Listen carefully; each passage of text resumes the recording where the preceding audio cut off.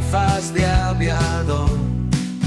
Yo me intento ser el galán, pero siempre sale mal.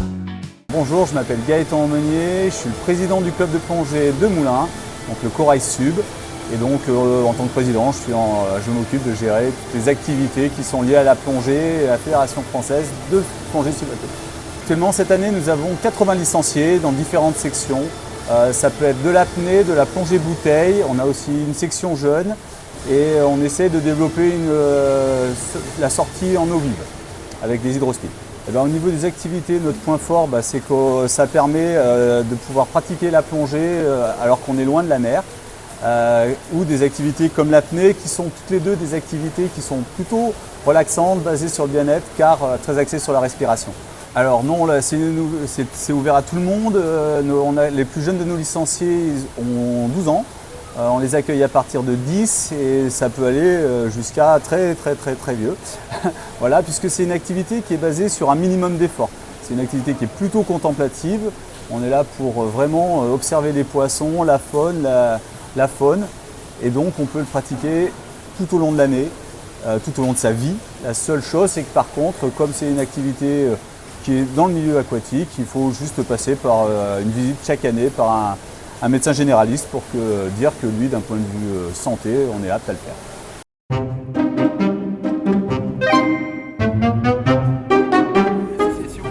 Septembre.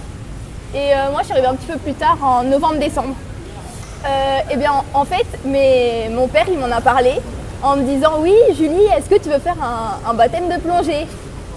Je me suis dit « Pourquoi pas ?» et tout. Et puis j'en ai parlé du coup à Louane.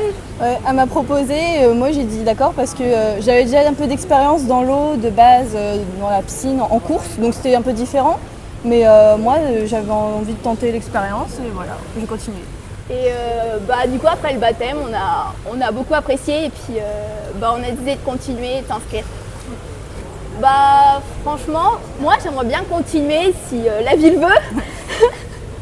Parce que du coup, on passe à un âge où les études, du coup, ça s'intensifie.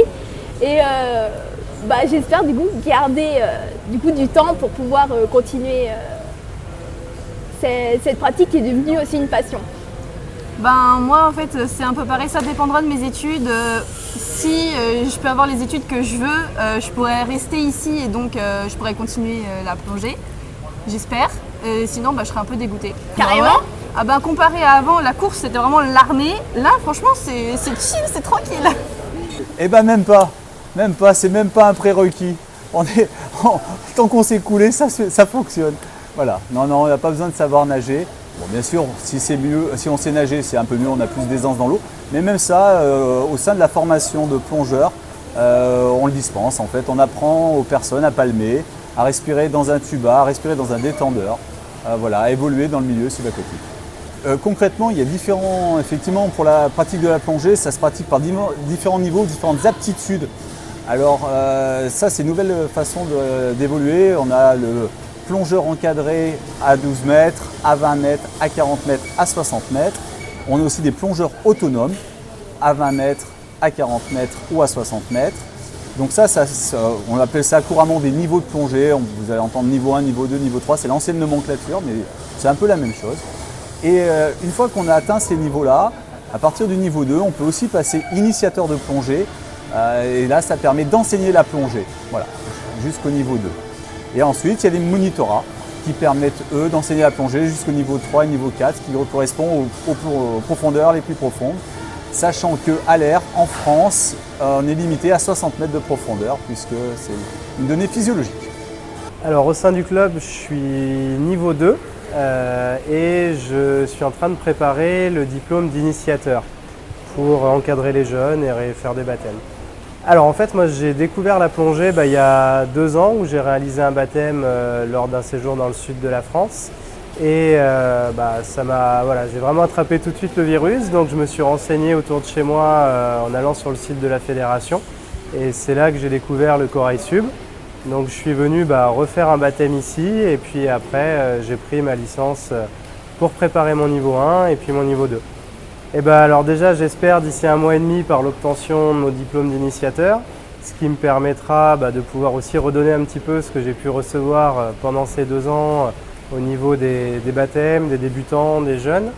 Et puis après, par la préparation de mon niveau 3, pour continuer d'aller un peu plus profond et un peu plus loin sous la surface. Oui, oui, clairement. Alors, on a plusieurs façons de pratiquer la plongée. Déjà, on s'entraîne ici même à la piscine, ce qui nous permet de répéter des mouvements techniques, monter son bloc, son scaphandre de plongée, les démonter. Et puis sinon, on pratique la plongée en milieu naturel. Alors, différents types de milieux naturels.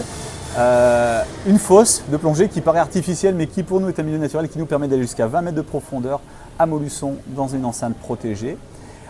On va aussi souvent en lac, ça peut être le Gour de Tazna, ça peut être les Foutiaux dans Saône-et-Loire.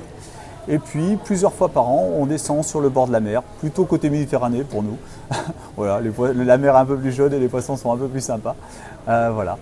Et en plus de ça, alors c'est associé au club, c'est pas vraiment dans le club, mais on fait une sortie par an dans des destinations beaucoup plus lointaines, comme l'Égypte, l'Indonésie, le Mexique. Voilà. Alors l'avenir du club, je la vois donc déjà par l'année prochaine, puisque le club va avoir 50 ans l'année prochaine. Donc nous, la pérennité d'un club de plongée, c'est d'avoir des initiateurs.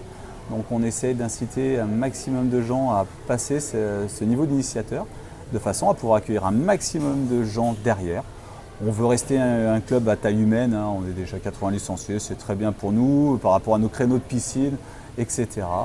Et puis voilà, on veut faire perdurer, surtout faire perdurer notre amour de la plongée et de la découverte du milieu naturel. C'est ça qui nous intéresse.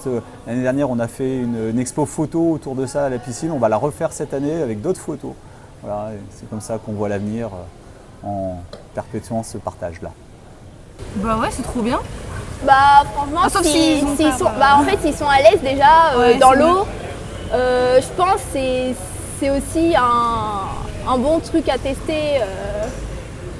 Et il y en a qui font ça aussi parce que je sais qu'il y en a qui font ça pour essayer d'arrêter d'avoir peur de l'eau, des profondeurs, parce que ça peut être un handicap dans la vie quotidienne et donc ils testent pour voir s'ils arrivent à vaincre cette peur justement.